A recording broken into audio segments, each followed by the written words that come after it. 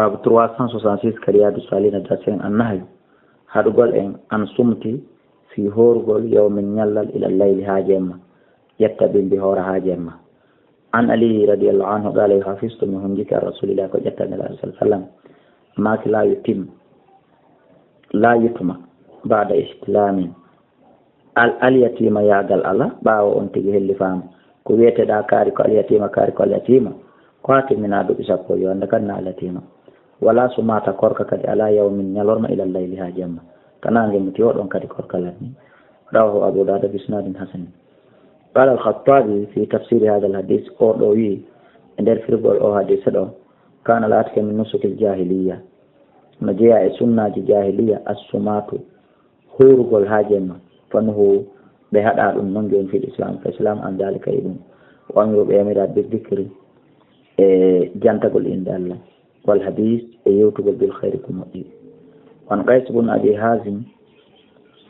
قال ودخل أبو بكر الصديق رضي الله عنه سيدنا أبو بكر ناتن على امرأة إدو سناجو من أحمس جياد أحمس يقال لها هموية زينب فرعاها وهي لا تتكلم أولتا فقال ما لها كن ننجي ولا تتكلم أولتا فقال وي حجت مسمتا وناتي حجقل كو دئدو أولتا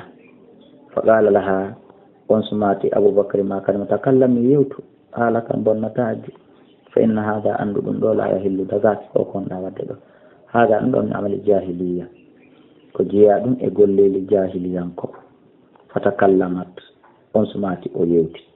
رواه البخاري بمعنى نجيا يفيوندو حجوجي دين